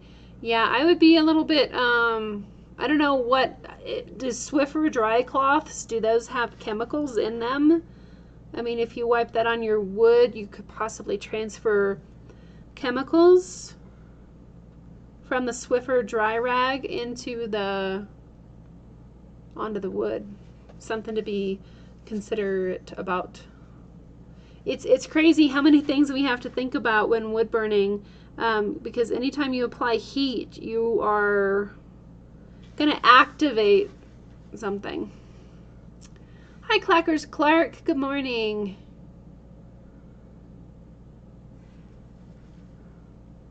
So just lots of layers here to get this fluffy chin.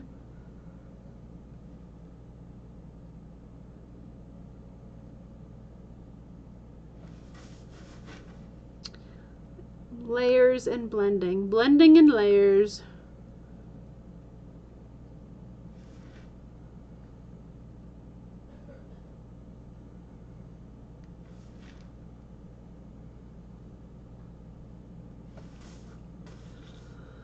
Okay, so we're getting kind of that rounded appearance on the chin.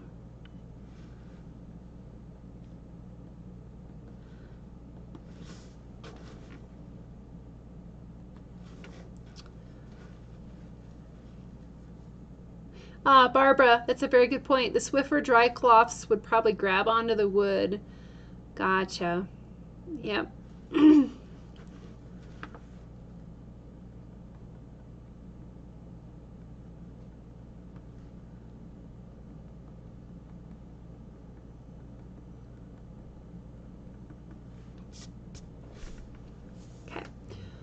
So I might zoom out here just a tad and we'll kind of get where is it?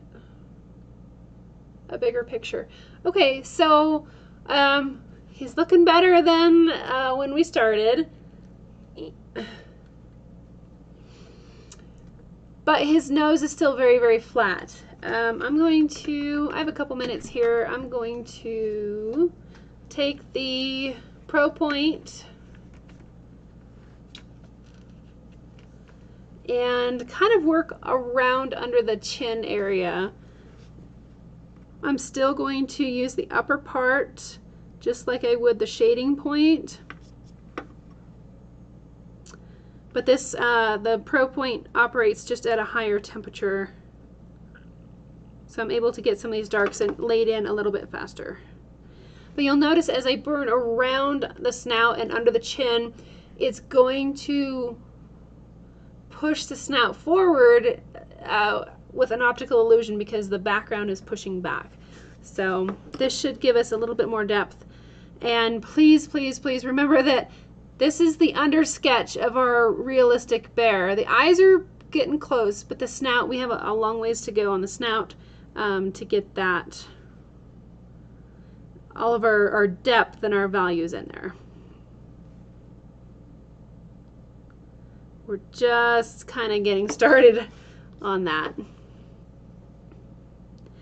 But the snout, the muzzle, the nose, the mouth, the eyes, those are areas that take, I think, so much time because you have to get those areas correct, like anatomically correct.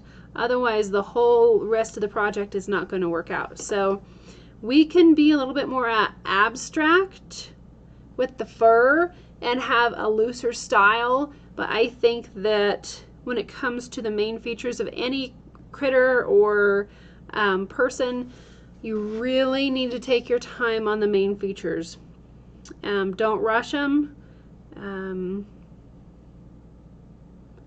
They've got to be accurate, otherwise it doesn't matter how beautiful the fur is. If your eyes are like looking different ways or your snout's off or something like that, it's going to throw the whole project. So any area where there's a lot of focal point, the eyes, the nose, make sure that those are as good as you can possibly create them. Whoa, are you okay? What did you do?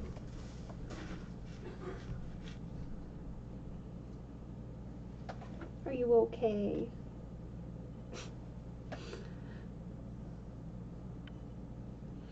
I find that the farther I get away from the main features like the eyes and all that, I tend to kind of relax and loosen up my style a little bit. I don't worry about everything being so perfect or precise or super realistic. I relax my style. That's just kind of the way that I work. The farther I get away from the focal point. And in this case, that's going to be our eyes and our nose.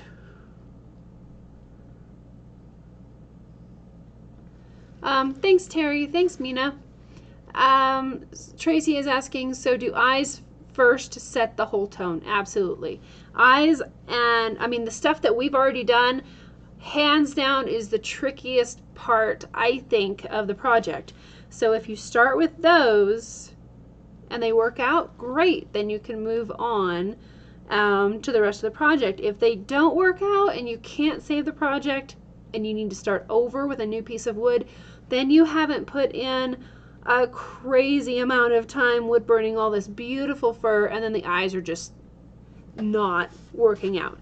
So I always like to get the eyes in there first, and then I go to my main features such as the nose, the mouth, ears, and then I kind of fill in the rest with the fur. You don't have to do it that way. You can do it in any order that you want. I found that just seems to work best for me. Oh gosh, we have like a minute left. So this worked out really good, guys. I'll find the link for this glove. It breathes really well, and I don't have to adjust it. This other glove that I was using, I'm always having to pull it back into position. So I'll find these on Amazon and I'll put a link to you guys for those. You'll have to match the sizing to your hand, but I really like those. Even though they have Velcro, I'm happy with them. So, because I just burned 2 hours for the first time with new gloves, I didn't even think about it. Okay. Good night, Laura. Thanks so much for being here. Okay, so here we are. You're welcome, Tracy. Whew. Barbara likes her subjects looking at her when you work on them. I do too. I like to have that connection and to make sure that everything is looking good there. So, good night, Rich. Thanks for being here. It's a very good live stream. Haha. Anyway, we're really coming along here. Vivian, the Amazon store is amazon.com/shop/woodburning university. That is the link to the Amazon store. I will go find the gloves that I purchased here in just a minute, and I'll put that on the store. So if you give me like 30 minutes or so, I can get those gloves on there.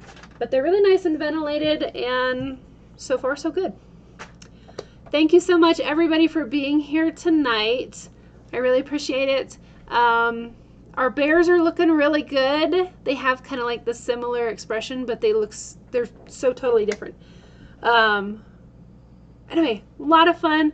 Thank you so much, guys, for being here tonight. And I just realized that I'm under the live thing. I'll try to remember that. My face has been under the live tag the whole time. Okay. Oh well, I'll learn. Good night, Vivian. Thanks, guys. I'll see you next week. So, hold on.